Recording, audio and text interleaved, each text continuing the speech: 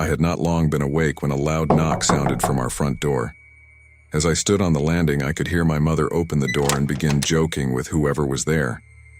I couldn't make out much of the conversation. It didn't concern me too much. According to my mother, he had a parcel for us and wanted her to sign for it. He had no pen, so she began to close the door so she could go and fetch one. Suddenly, I heard my mother scream loudly. There was a man's voice shouting too. "Police, police, this is a raid." I was so shocked, I ran to halfway down the stairs to see what was going on. I could see a man, in his 50s with short hair and a beard, wearing a fluorescent orange vest. He was standing almost in our doorway. My mother was screaming, trying to shove him out. He was clearly no police officer. Instinct kicked in. I threw myself down the stairs and against the door. My mother repeatedly hit the man in an attempt to shove him out. I screamed as loud as I could to try and attract attention, but nobody came to our aid. We managed to shove him out of the door with our combined force. We had the door almost shut, when suddenly a large shove threw it back open. I was thrown back and my hip collided with the corner on our electric meter cupboard behind the door. Before I knew it, there were two men, the orange vest-wearing man and another dressed in a black coat that obscured most of his face. In a blur of screaming, hitting, and shoving on the door, we managed to get them out again.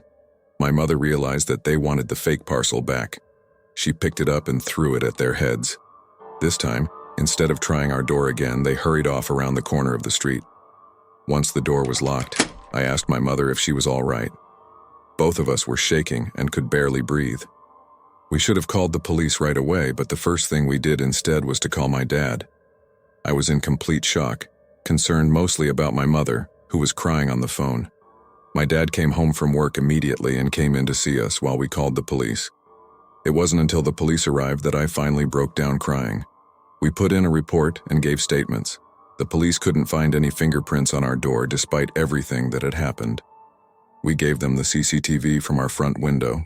It didn't get everything, but it got a good shot of both of their faces. We couldn't stay in the house after that. Every time there was a knock at the door, I would feel so afraid that I would start crying hysterically. We moved out a month later. Even now, 3 years later, I am still suffering after this event. Knocks on the door make my heart pound in my chest. Though I now have the courage to answer, I am always afraid it may happen again. Every time I see someone wearing a fluorescent vest, I get so scared that I start to shake. The police did nothing, despite the fact that my mother broke 3 fingers in the scuffle, and I came away with bruises. Our case was shelved after 6 months. We still have no idea why they chose us. We don't know what they had planned or who they were. I still feel ill every time I think what could have happened to us if they had succeeded in getting into our house.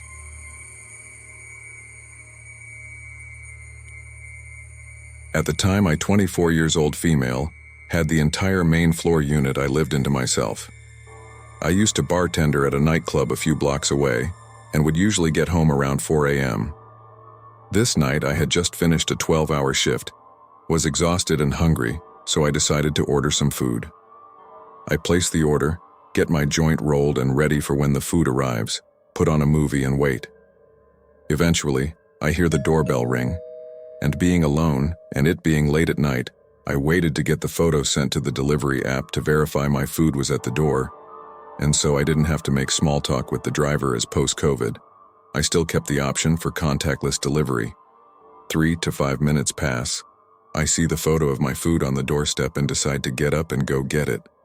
My bedroom window had 5 large windows that gave my full view of the path along the house, the main street in front, our garbage area, and the area right in front of our unit's door.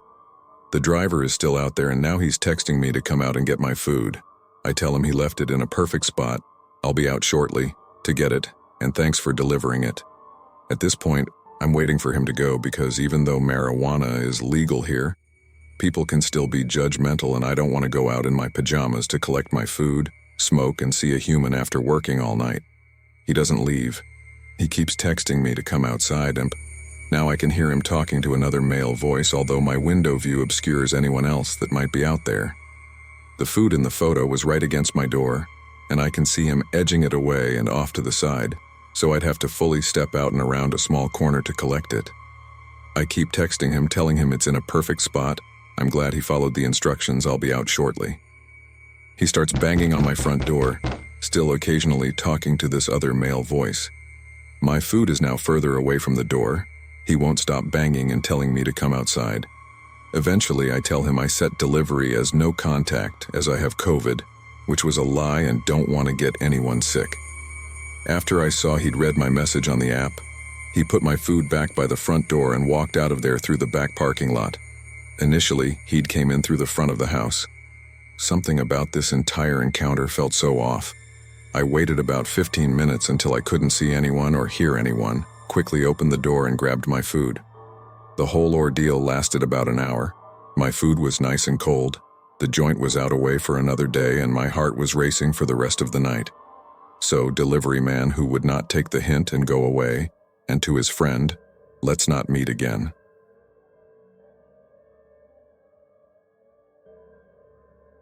So the other day around 1 p.m. I decided to order some lunch after doing a lot of cleaning.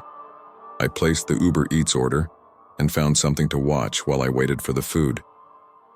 Within a few minutes, a driver accepted the order, and I noticed right away that the driver, Anthony, was on a bike, didn't have a profile picture or any deliveries on record.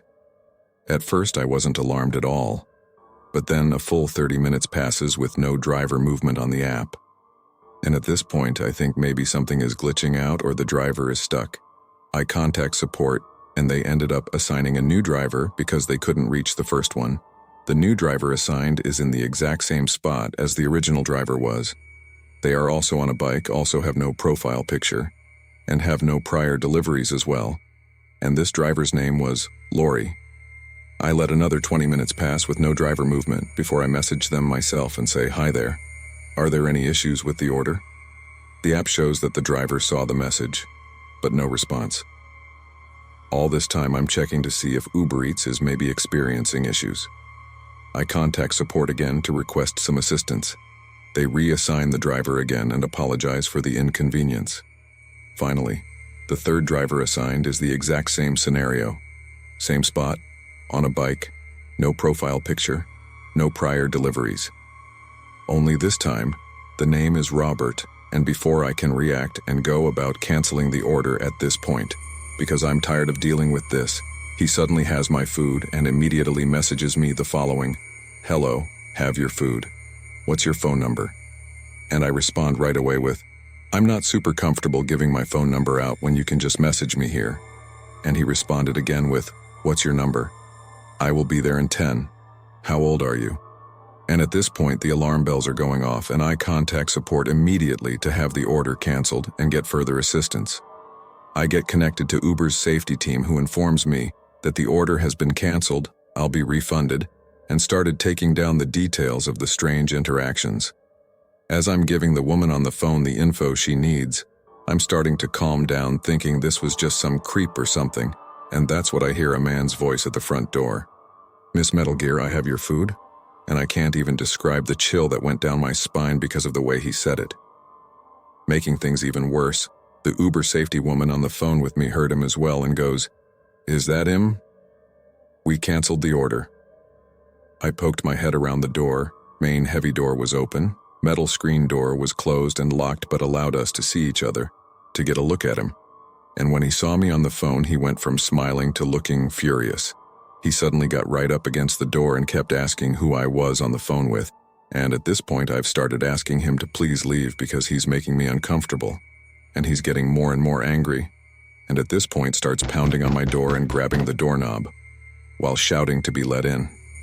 The woman on the phone is asking if I'm okay. The man is still shouting, so basically I'm in full meltdown mode at this point, and hurriedly close the heavy door to lock it. The man is becoming borderline belligerent as he kicks my door, and the woman tells me to call the police.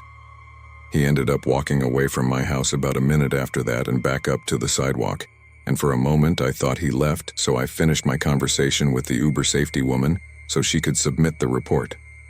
Once she submitted it, I called the police and told them what happened. They weren't incredibly helpful at first since he didn't actually break in or put his hands on me, and they told me if he came back to call again, and they would send an officer out. I did end up having to call them again and give a full report plus description of the man, since he didn't end up leaving right away. He stayed in the neighborhood for almost 20 minutes.